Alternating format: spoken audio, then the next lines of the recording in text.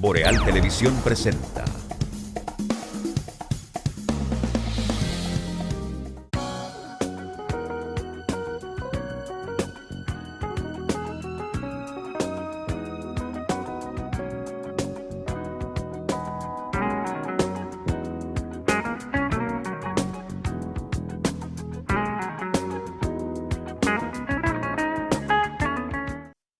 Gracias por seguir con nosotros y a los que sintonizaron ahora, bienvenidos y buenos días a este Café con Leche de Boreal Televisión, toda una tradición a esta hora. Gracias también a los que nos sintonizan fuera de la República Dominicana a través de los sistemas de cables, aplicaciones y plataformas digitales, especialmente para Estados Unidos, Canadá, Puerto Rico, Centro, Suramérica y Europa. Tal como habíamos anunciado, ya está con nosotros nuestra distinguida y queridísima amiga, doña Susi Pola, a quien agradecemos que haya aceptado esta invitación a venir a conversar con nosotros en este Café con Leche y reencontrarse con sus amigos de hace muchos años. Doña Susi, buenos días y bienvenida al Café con Leche. Buenos días, Atahualpa. Buenos días a todos. Encantada de estar con ustedes y de poder conectar con la gente que les ve y les escucha, que es mucha. Como usted pudo darse cuenta antes de entrar al aire, están con nosotros a Randy Ortiz, que está feliz de saludarla, Danilo Basilio y Miguel Torres, que también están a distancia. Así es que le cedo la palabra a los compañeros para que aprovechen y la saluden en el aire. Iniciándose la legislatura ordinaria, fue introducido por Ramón Rogelio Genao el proyecto de ley que perimió en el Senado de la República en la pasada semana. Esa decisión de reintroducir el mismo proyecto, ¿usted lo juzga como que es una acción que no es saludable? Estamos hablando es una acción tosuda de los sectores más conservadores del país y es también una muestra que mantiene esta situación, que mantiene la reforma del Código Penal por más de 20 años, nos muestra que hay poca capacidad para legislar, poca preparación, muchos políticos y políticas improvisados, y la crisis de la sociedad política partidista. Tenemos un órgano legislativo que actúa en función de intereses políticos y de poder, ya sea poder formal o poder de facto. No actúa por los intereses de las personas gobernadas, por las tendencias que exige la vida en la actualidad, por las recomendaciones de los convenios y tratados internacionales de los cuales somos signatarias y que se refieren a los derechos humanos, y tampoco por la propia Constitución. Muchas veces se han equivocado los legisladores y legisladoras. Es una crisis de la democracia dominicana que queda demostrada también en este periodo, ¿no? Con ese haber tratado de pasar la reforma del Código Penal con tantas falacias, porque quizás es bueno, Danilo, alertar y decir que no es el tema del aborto, no es el tema de la despenalización por las 3 causales.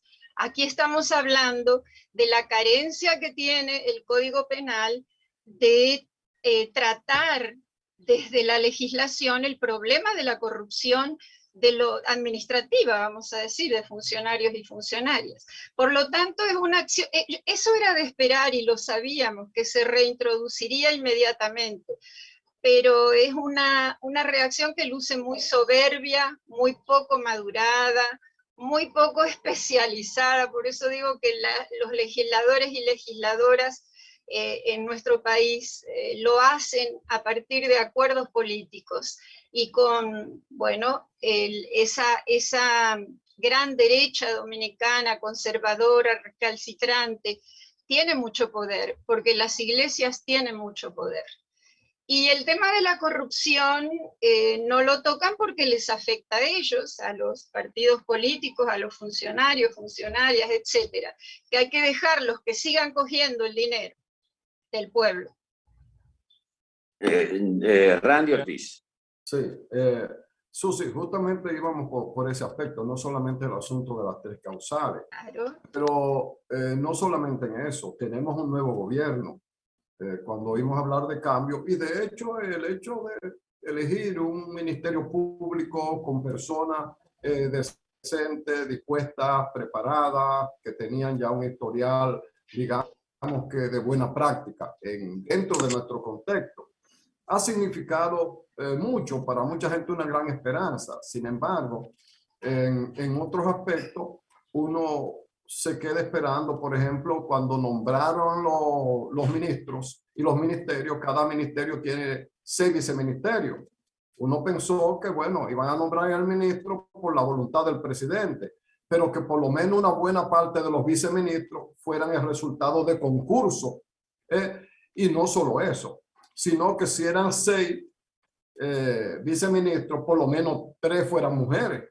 En ese aspecto de la composición, de la participación de la mujer en el nuevo gobierno, ¿cómo evalúa Susi lo que ha pasado respecto a los derechos de la mujer?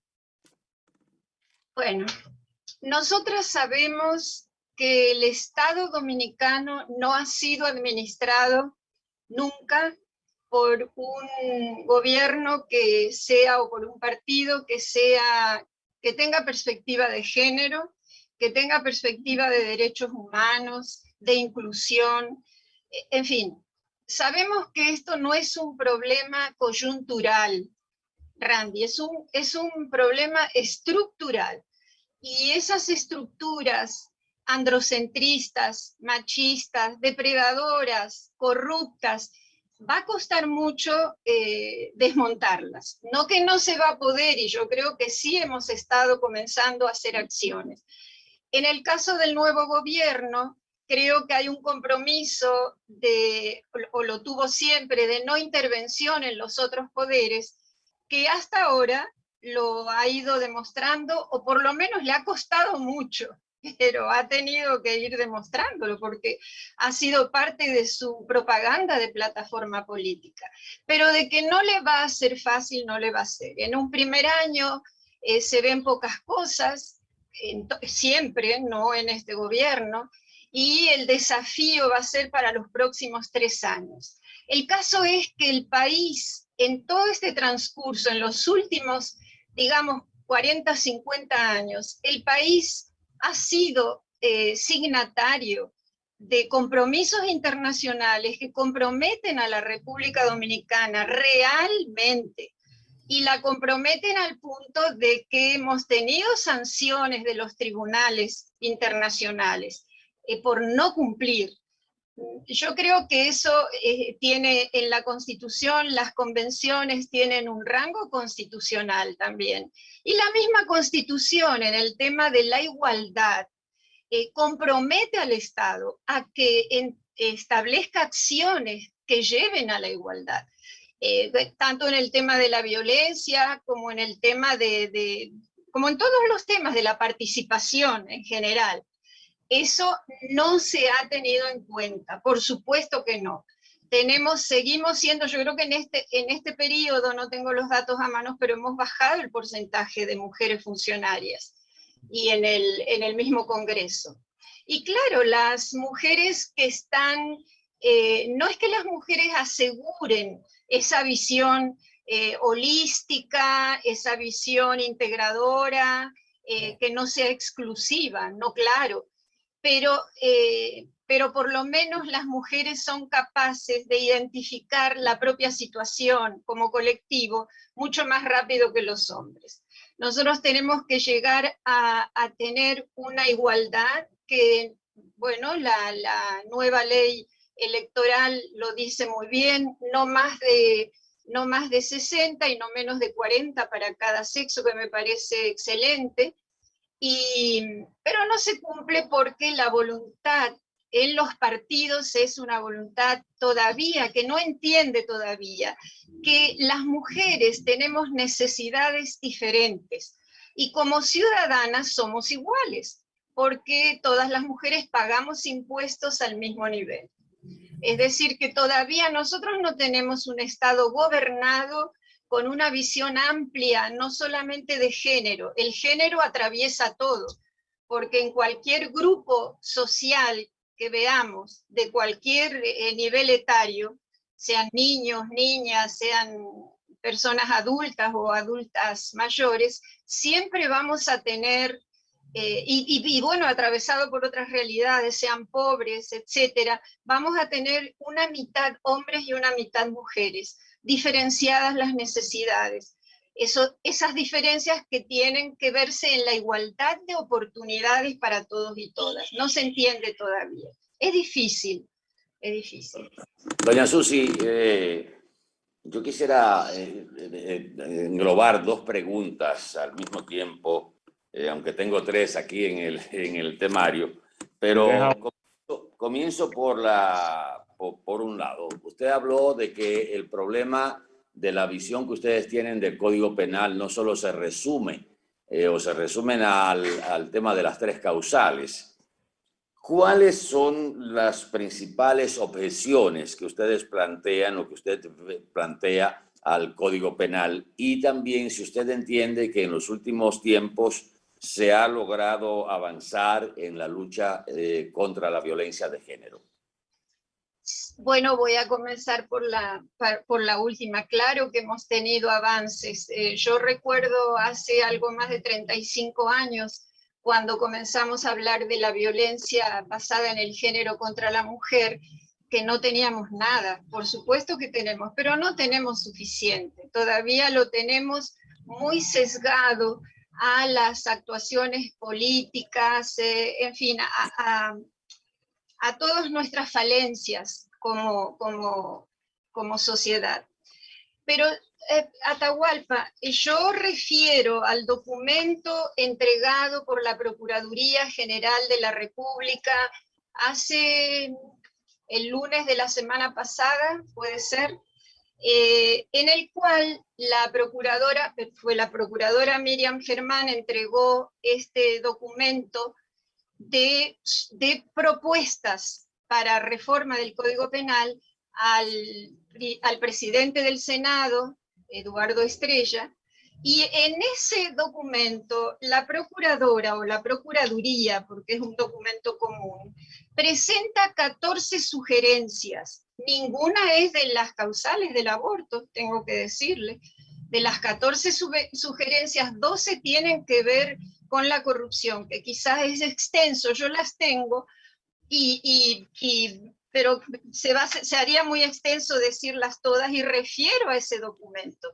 En ese documento se habla de sancionar, por ejemplo, todos los tipos penales, sancionar la tentativa de todos los tipos penales, lo cual sería es la tendencia del derecho moderno. En la propuesta de Procuraduría toca mucho el derecho alemán, que es el derecho más moderno que tenemos en este lado del hemisferio, y dejando un poco el atraso de nuestros orígenes del derecho francés. Además de eso, habla de las infracciones contra la administración pública, que hay que revisar las tipificaciones para poder utilizar terminologías correctas, que es lo que nos impide sancionar efectivamente la corrupción administrativa, que es lo que más hay. Aquí se trata de buscar dinero siempre por todos lados por donde no es. Aquí si hubiera una ley que se cumpliera y que tipificara todas estas sanciones, todas estas terminologías, que fueran correctas, que describan con precisión estos crímenes contra la administración pública. Que no haya ventanitas por donde tirarse o interpretaciones. Exactamente. Cuanto más se acerca a la realidad una tipificación, impide eso, que cada cual interprete la ley como se le dé la gana. Por eso que tenemos a la hora de la hora tantas diferentes opiniones de diferentes abogados y que defienden a diferentes intereses, por supuesto.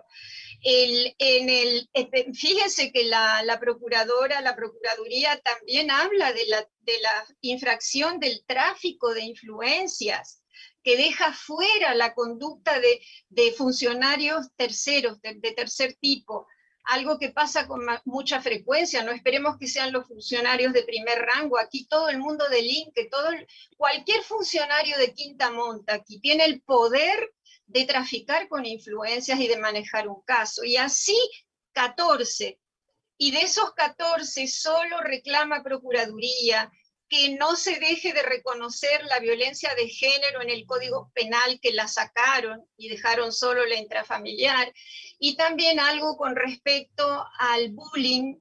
Es lo único que no habla de corrupción administrativa. Algo respecto al bullying, que ahora mismo creo que entra dentro en la propuesta de reforma, entra como dentro de los crímenes sexuales, y no es un crimen sexual precisamente el bullying. Es decir, poner todo, clasificarlo como debe ser. Y como les digo, con una gran mirada hacia el derecho alemán, que es lo que... hacia la realidad de hoy. Y por supuesto, Procuraduría, al igual que Finjus, que entregó su documento como representante de la sociedad civil, llama a estudiar muy bien ese documento. Si estuviste, como dicen, el que espera lo mucho, espera lo poco. Si estuviste 22 años jugando con esto, porque no hay un hacer legislativo correcto, pues ponte a eso, que para eso te pagan. Adelante, Miguel. Sí, Miguel mucho gusto, señora Susi Pola. Aquí en el Café con Leche, los feminicidios es parte de la seguridad, de los derechos humanos, de la salud pública.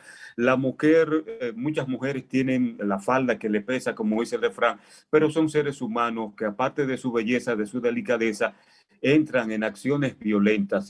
Ustedes han estado envueltos en estudios que buscan situar las causas del aumento de este fenómeno, los espacios sociales más recurrentes y los grupos más vulnerables que han encontrado ahí. Las causas, Miguel, están claras. Estamos haciendo lo mismo siempre, por lo tanto van a seguir aumentando los crímenes. Nosotros necesitamos tener una visión desde la sociedad, una visión más inclusiva. Desde los medios de comunicación, todavía las mujeres somos cosificadas en propagandas, en discursos, en fin, en el imaginario social.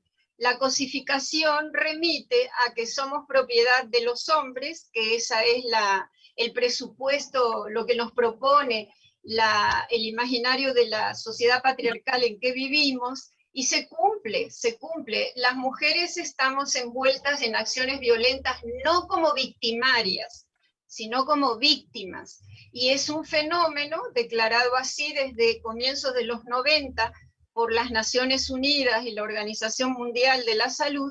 Es un problema de salud y de derechos humanos, un problema de justicia y de salud.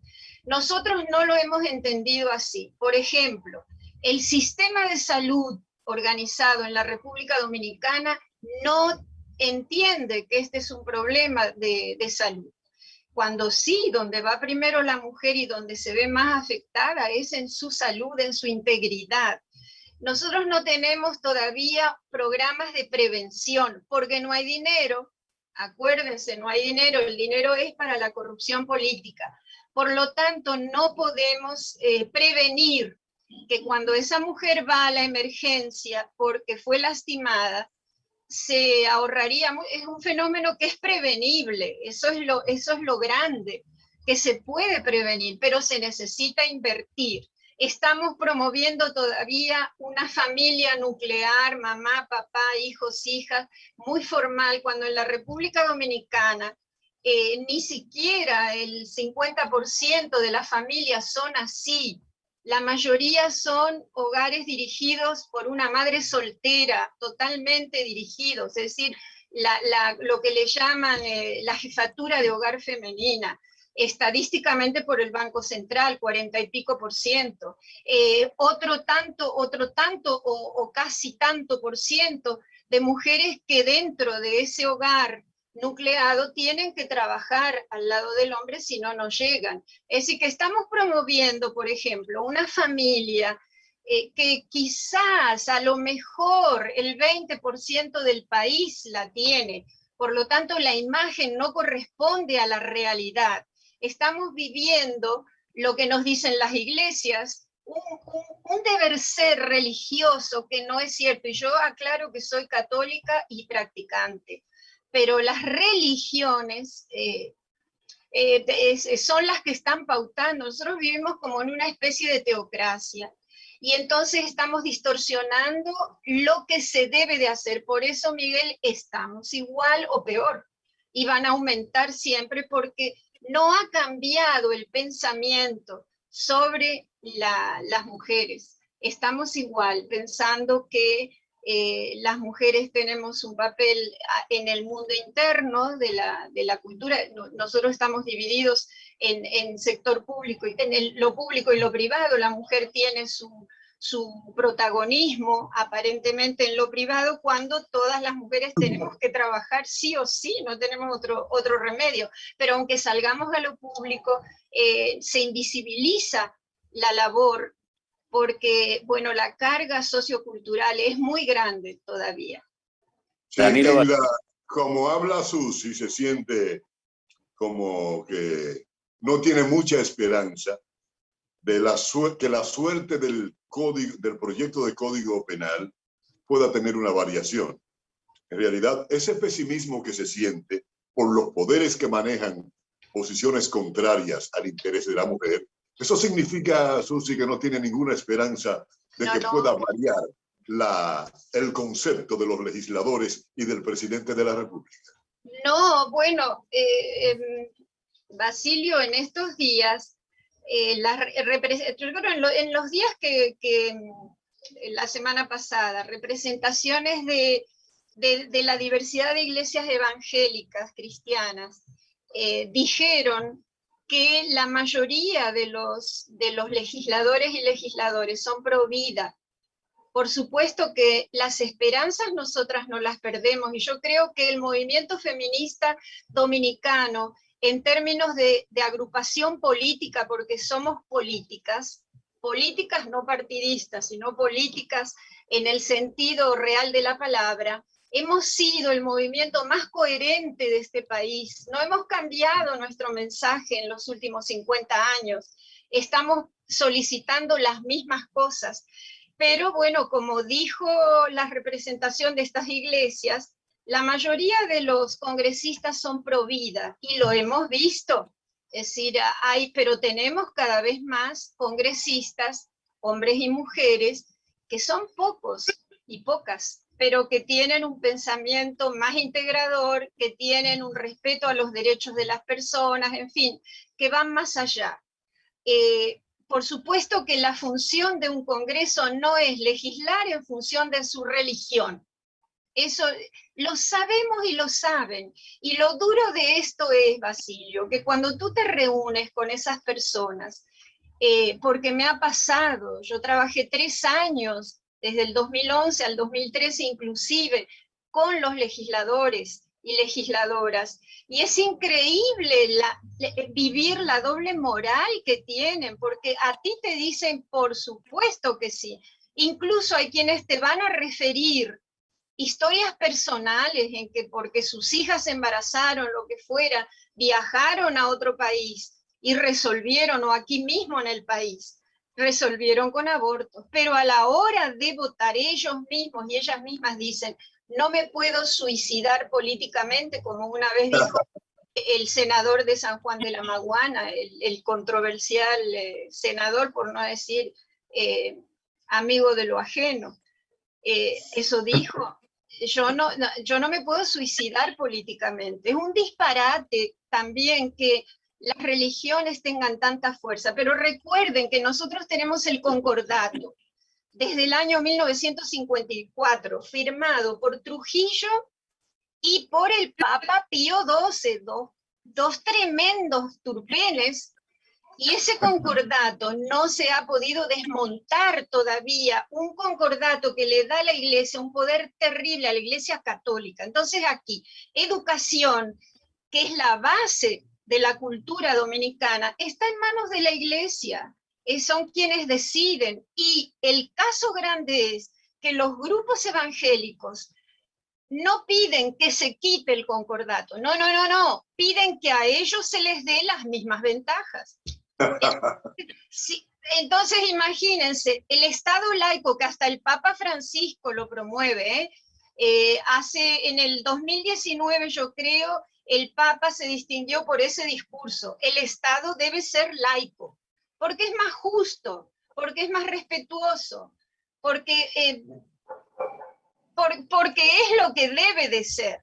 Y nosotros no tenemos un abuso, una especie de abordaje de piratas a todas nuestras leyes y a todo nuestro quehacer por parte de la Iglesia Católica. La Iglesia Católica, hay datos que están ya investigados sobre el costo terrible al Estado de la Iglesia Católica en este país, que vamos a tener que empezar es tantos frentes que tenemos abiertos, sobre todo la mitad de este país, que somos las mujeres, que no nos da tiempo a todo eso, pero hay estudios realizados sobre ese costo que vamos a empezar a desempolvar.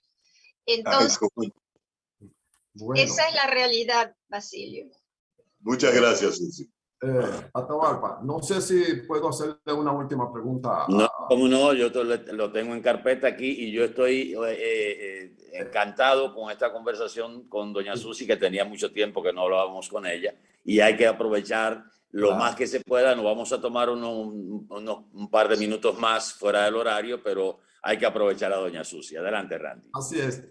Susi, aparte de la parte jurídica inmediata, tratando de colocar un espacio de igualdad con la mujer y todo eso, eso es lo inmediato, pero hay algo que a uno le preocupa a largo plazo, y es que, bueno, hay un hombre que ya se desarrolló con esta mentalidad, ya es adulto, tiene su esposa, no va a cambiar mucho porque la ley lo establezca. Hay un cambio que lo va a producir probablemente la educación, el cambio, pero no vemos que cuando hablamos de educación, de mejorar la educación, de colocar en la mente del estudiante desde pequeño una idea distinta, no vemos que hay nada en un programa de educación que tienda a convertir a ese hombre y mujer del mañana, cuando todavía son niños, en una persona con otra mentalidad. ¿Qué preocupación tienen ustedes? ¿Tienen alguna propuesta o se han enterado de algo en ese sentido? Porque nosotros no.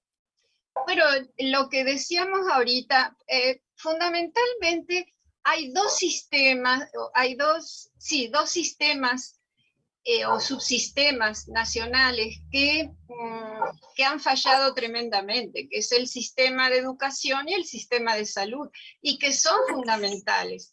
Digo, para nosotras, para el tema de nosotras, de las mujeres, que es el tema de la igualdad, y con los hombres también. Digamos que en el tema, en educación, por ejemplo, en el tema de violencia, que es lo que más nos preocupa en el país, porque hay una media de 200 mujeres al año muertas, ¿no? Con un 30% de suicidios de hombres, con niños y niñas que la media es 2.5 de la media de nacimientos en el país por mujer, por lo tanto, con niños y niñas una orfandad considerable que quedan en la nada, en un vacío total, pues nos preocupa porque educación y salud son las puertas precisamente fundamentales para la prevención, porque es ahí donde pueden detectar. Si son dos sistemas de detección, no tienen plataforma para poder introducir, sesgar al género, no la tienen. Transversalizar el tema del género, no la tienen. Aunque hay que reconocer que hay esfuerzos, tienen ambos oficinas. Yo no sé si ustedes se acuerdan, en el año 98 se establecieron en el país OEGD, Oficinas de Género y Desarrollo, en cada ministerio, y eso es lo que tienen, pero eso no es suficiente, porque son oficinas sin ningún poder, sin ningún presupuesto. Los presupuestos para el tema de, por ejemplo, de la violencia, que es el tema que nos puede llevar a esto, no hay ningún presupuesto clarificado sobre eso, como el presupuesto de la nación tendría que constar, porque es un tema costoso. Las casas de acogida son costosas. El defender a una mujer, ustedes no saben lo que se gasta alrededor de un hombre violento. Mientras él queda tranquilito, todo bien, la mujer tiene que irse de la casa, escapar, esconderse, pero siempre con los menores a cargo. Sí, es un tema de dinero. No consta en el presupuesto. Lo que no consta en el presupuesto no se conoce, no existe.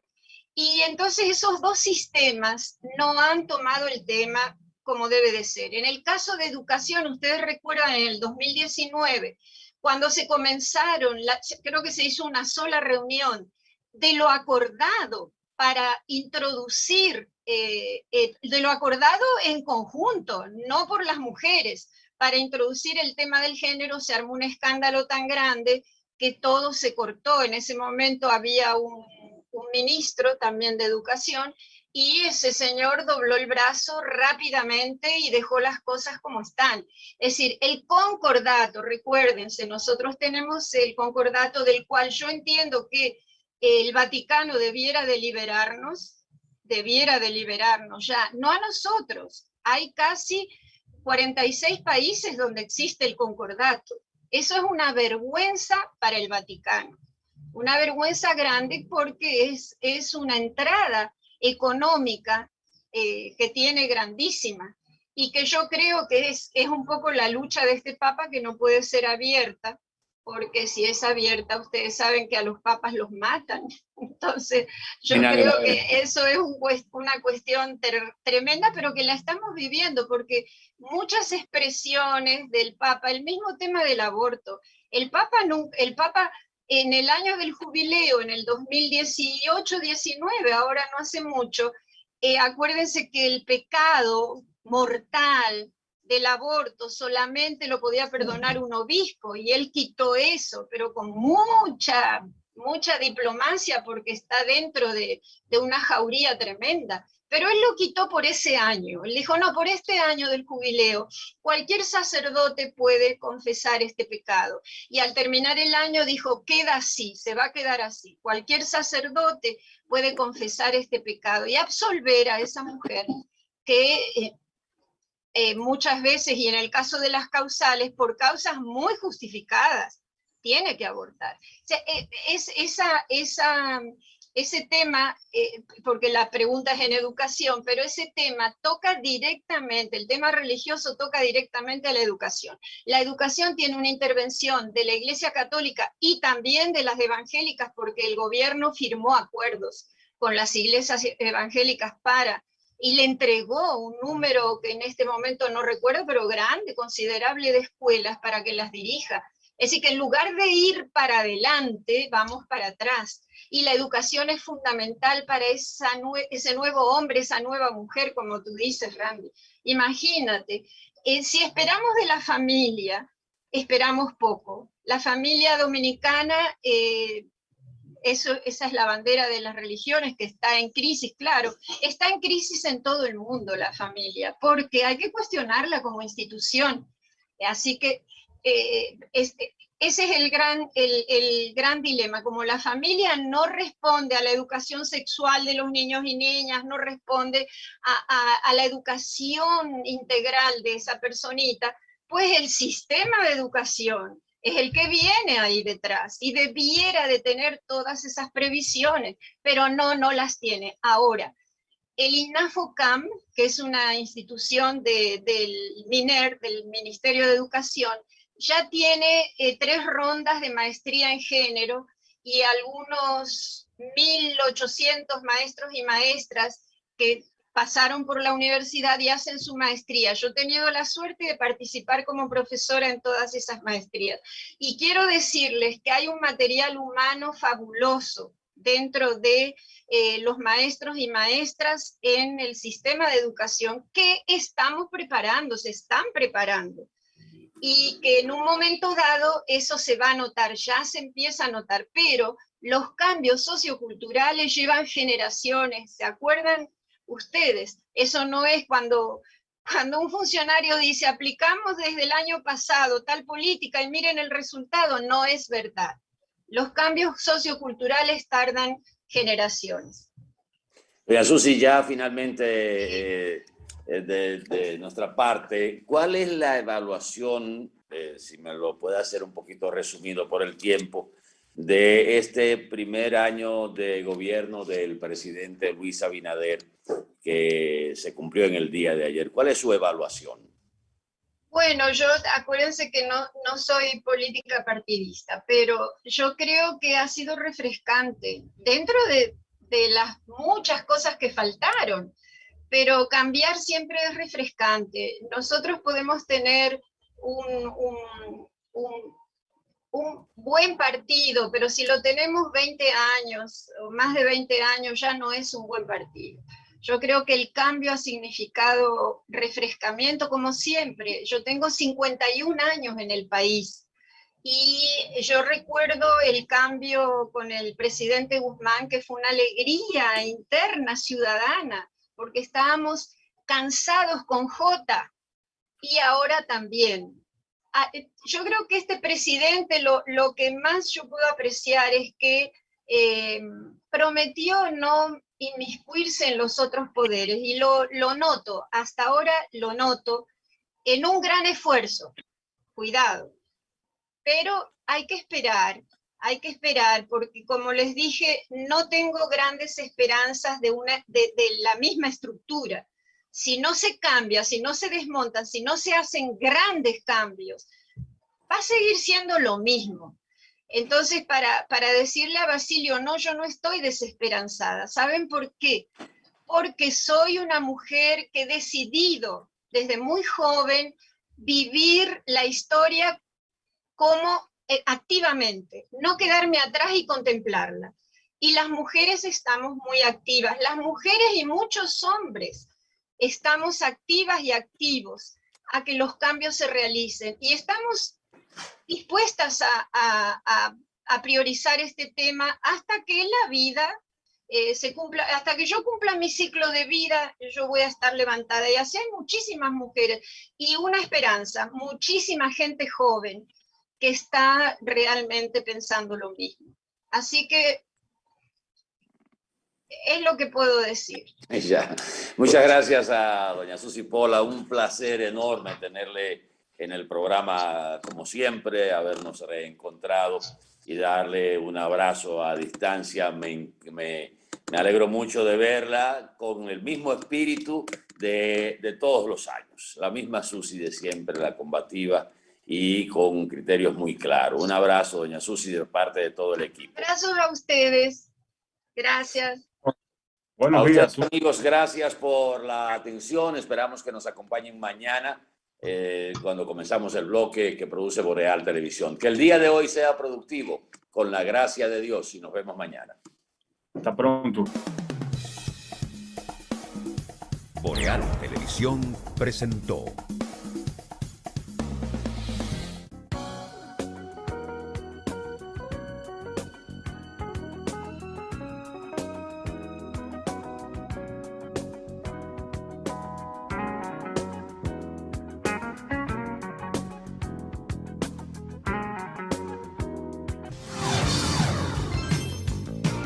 Estás viendo Boreal Televisión, voz dominicana.